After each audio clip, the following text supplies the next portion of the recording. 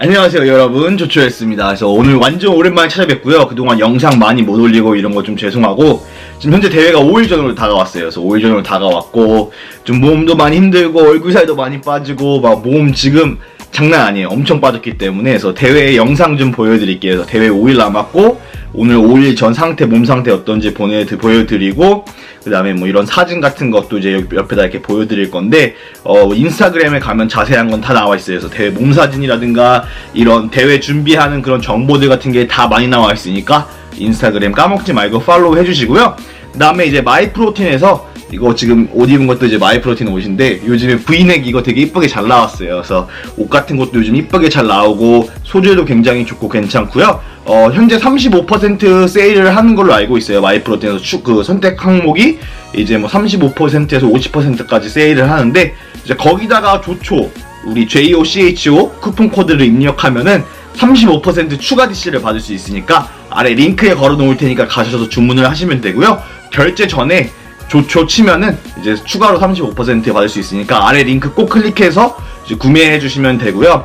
그 다음에 이제 오늘 얘기할 주제는 뭐냐면요, 그래서 다이어트 정체기에 벗어나는 5가지 팁을 제가 드릴 거예요. 그래서 이번 비디오는 막 그 헬스를 오래 하시고 이런 분들을 위한 비디오가 아니고, 그런 분들을 위한 비디오는 다음 영상에 올릴 거고, 오늘은 다이어트 정체기 벗어나는 5가지 팁인데, 이제 헬린이 운동 시작하신 분들, 또는 그 웨이트에 관심이 없고 그냥 살 빼는 거에만 관심 있으신 분들을 위해서 제가 5가지 조언을 해드리려고 해요. 현재 지금 내가 다이어트를 시작을 했는데 여기서 더 이상 빠지지 않는 상태가 오고, 뭐 정책이죠. 여기서 뭐 어떻게 해야 될지 모르겠다 이러시는 분들이 있어서 그런 분들을 위해서 제가 비디오를 따로 만든 거고, 다 적었어요.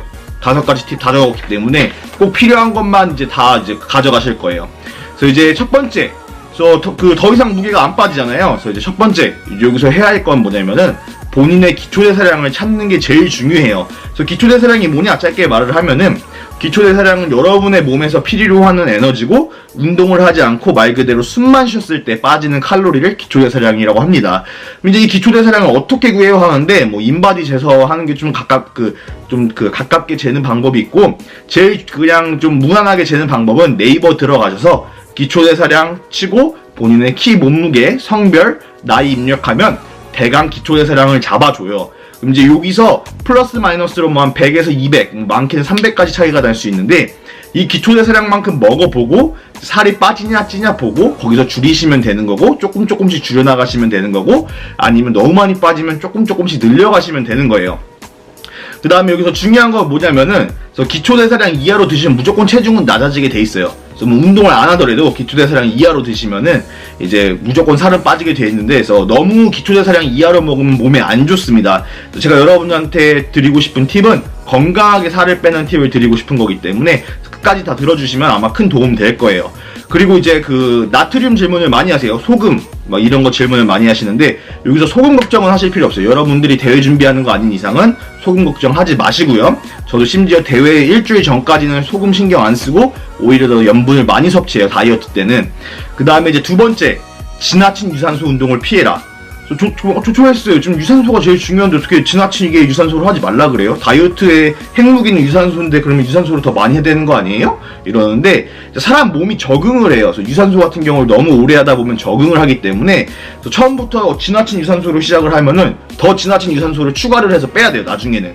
그렇게 되면 안 되기 때문에 최소한의 유산소를 진행하면서, 그 다음에 근손상을 막고, 근데 이번에는 뭐 헬린이 분들을 위한 거니까 뭐 근손상을 크게 신경을 안 쓴다고 하실 경우에도, 너무 힘들게 해서 빼는 것보다 쉽게 빼는 게 더 좋잖아요. 여러분들도 쉽게 살 빼는 거 좋아하시고 하니까, 이런 경우는 이제 어떻게 하시면 되냐면, 첫 번째는 이제 일주일에 한 3회, 한 30분 정도, 30분이면 300칼로리 정도 태우신다고 생각하면 돼요. 일주일에 뭐 900칼로리 정도 하신다고 생각을 하시고, 이제 그렇게 하시고 이제 천천히 늘려가시는 거예요. 그래서 여기서 더 이상 빠지지 않을 때마다 뭐 30분씩 3번 했던 걸 40분씩 3회를 한다던가, 아니면 30분씩 4일을 하고 5일을 하고, 이제 다이어트 기간이 점점 가까워질수록 이제 매일 유산소를 하기 시작하면 되는 거고, 여기서 안 빠지면 공복 유산소를 넣으시면 되는 거고, 공복 유산소에 대한 비디오는 제가 예전에 설명을 해드렸기 때문에 그거 보시면 되고요.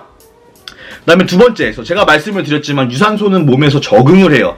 저 같은 경우도 어느 정도 빼다 보면은 여기서 더 이상 안 빠져. 그래서 왜 안 빠지지? 막 심박수 135에서 145 사이에 있고 막 다 하는데 왜 안 빠지지? 이게 뭐냐면은 유산소가 몸에서 적응이 돼서 그냥 몸에서 자체가 그냥 적응을 한 거예요. 이게 기계처럼 기계화가 된 거기 때문에, 그래서 이럴 때 중요한 건 이제 유산소 운동 방법을 바꿔주는 게 중요해요. 그래서 본인이 뭐 처음에 자전거를 타면서 유산소를 했다, 자전거 대신에 그 런닝머신을 하시고, 런닝머신 하다 자전거로 바꿔주시고, 이렇게 유산소 기구를 2주마다 바꿔주시는 게 굉장히 중요해요. 그래서 아마 이게 큰 도움이 되실 거고, 많으신 분들도 갑자기 이제 그 살이 안 빠지는 경우에 유산소를 바꾸고 다시 빠지는 경우가 많이 생겨요. 유산소의 방법을 바꿔주는 것도 굉장히 중요하고요. 그 다음에 빨리 뛰는 것도 한번 해보시고, 2주 정도는 예를 들어서 조깅하는 속도로 런닝머신에서 하시다가, 그 다음엔 자전거에서 좀 이렇게 천천히 이제 오랫동안 하는 유산소로 이렇게 바꿔보시고, 예를 들어서 30분 런닝머신을 했으면 1시간 자전거 타는 거로 좀 천천히, 이런 식으로 2주마다 바꿔주는 게 굉장히 중요해요. 그 다음에 진짜 중요한 게 뭐냐면은, 많은 한국분들, 전 현재 지금 미국 유학생인데, 많은 한국분들이 굉장히 살을 단기간에 빨리 빼려고 그래요. 예를 들어서 일주일에 5kg 감량 이렇게 목표를 잡고 하시는데, 몸에 굉장히 안 좋고요. 이 5kg를 뺀다는 게 대부분 수분도 많이 빠지고, 결론은 다시 돌아와요. 원래대로 먹기 시작하면은 금방 바로 다시 살찌기 시작하고 이러기 때문에, 제일 건강한 방법은요, 0.5에서 1kg 일주일에 그렇게 잡고 오랫동안 빼시는 걸, 저는 이제 그걸 추천을 드려요. 왜냐면은 많이 갑자기 살 많이 빠지게 보면 이제 피부도 늘어나기 시작하고 우유같이 이렇게 늘어나잖아요. 그런 현상도 생기고, 그다음에 몸에 그런 자국 같은 것도 생기고 이러기 때문에, 그래서 일주일에 0.5kg에서 1kg가 제일 중요하고, 살 5kg, 6kg씩 빠지면 몸에 있는 호르몬 변동도 심해지고요. 남성분 같은 경우는 급격하게 여성 호르몬이 증가한다던가 별의별 그런 안 좋은 현상들이 많이 생겨요. 신장에 무리가 가고.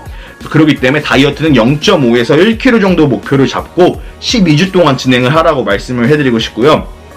그 다음에 이제 세 번째, 먹는 거에 칼로리를 모두 기록하는 게 좋아요. 그래서 제가 말씀을 드렸지만은, 본인이 그런 웨이트 같은 거 안 한다, 탄단증 같은 거 안 따져도 돼요. 그러니까 살만 빼는 게 목표다, 내가 일주일에 1kg 빼는 게 목표다 이러면은 칼로리만 모두 기록하시면 돼요. 그래서 예를 들어서 내 기초대사량이 2000칼로리가 나왔어요. 그래서 2000칼로리가 나왔으면은 2000칼로리 드시는데, 그래서 먹는 거를 다 기록을 해보세요.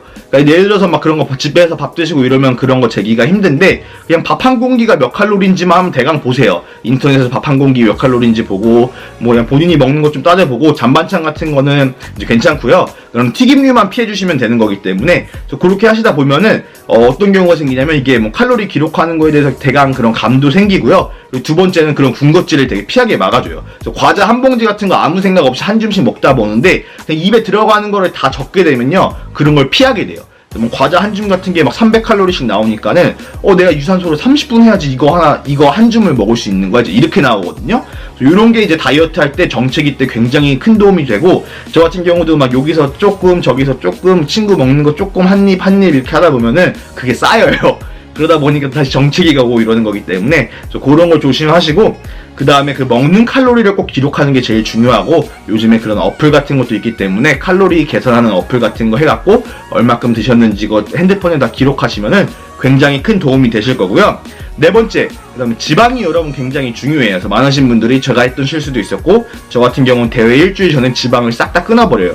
이게 문제가 배고픔을 더 자극시키게 되고, 오히려 더 군것질을 많이 하게 만드는 경우가 생겨요. 그럼 지방은 어떻게 해야 돼요? 이러는데, 제가 봤을 때 자기 몸무게의 자기 몸무게 한 80%에서 90% 정도를 드셔주는 게 좋고요. 예를 들어서 내 몸무게가 70kg다. 그러면은 한 60g 정도의 그런 지방을 먹어주시는 게 중요하고, 근데 여기서 지방이라는 게 그냥 지방 성분표 보고 라면에 지방이 20g 있네? 그럼 이거 하나 먹어도 되겠다, 이게 아니고, 지방은 건강한 지방으로 먹는 게 배고픔을 좀 더 달래주고 건강에도 좋기 때문에, 저 같은 경우는 아몬드나 아보카도, 너츠 또는 이제 올리브유, 이런 거를 추천을 해드리고요.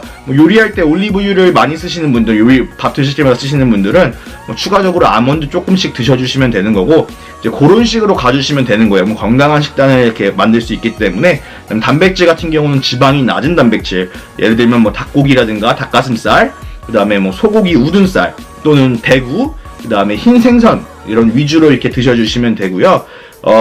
그리고 마지막으로 하고 싶은 말은 뭐냐면은, 다이어트가 굉장히 중요한데, 사람이 내가 일반인이라고 따졌을 때 식단을 24시간 1년 내내 지키기 너무 힘들어요. 그래서 너무 힘들기 때문에 일주일에 외식을 한 번에서 두 번 정도 하시는 건 괜찮아요. 그리고 이게 굉장히 큰 도움이 되는 게 뭐냐면은 자, 다음 편에 운동하시는 분들을 따로 말씀을 드리기도 할 건데 그 외식을 일주일에 한 번에서 두 번 정도 하시다 보면요 갑자기 이제 탄수화물이 확 증가되게 되고 지방 같은 것도 갑자기 증가가 되게 돼요. 그럼 이게 무슨 일이 생기냐면 몸에서 이제 갑자기 이제 자극을 받아요. 그래서 난 평상시에 막 2000칼로리씩 먹었는데 오늘은 한 막 3000칼로리, 4000칼로리가 들어오네? 이러면서 기초대사량을 일시적으로 확 높여줘요. 그러니까 원래는 2000칼로리에 있던 사람이 확 높여주기 때문에 그 일시적으로 살은 쪄요. 무조건 외식하면 일시적으로 찌는데 길게 봤을 때는 이게 점점 또 빠지기 시작해요.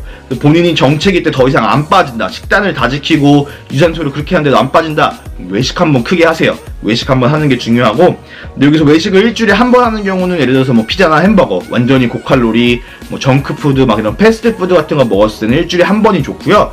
저 같은 경우는 어떻게 하냐면 그렇게 하는 것보다 일주일에 한 두 번 정도로 이렇게 외식을 해요. 근데 여기서 먹는 거는 식단 다 먹어주고 추가로 이제 뭐 회전초밥이라든가 그렇게 많이 먹었어요. 한국 갔을 때 회전초밥 같은 게 건강에 좋고 일단 튀김류는 저는 다 피해요.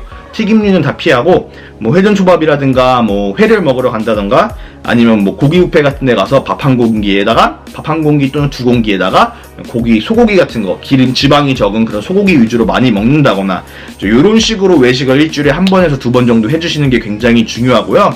만약에 본인이 웨이트 하시는 분들은 다리 운동할 때 외식하는 것도 굉장히 좋아요.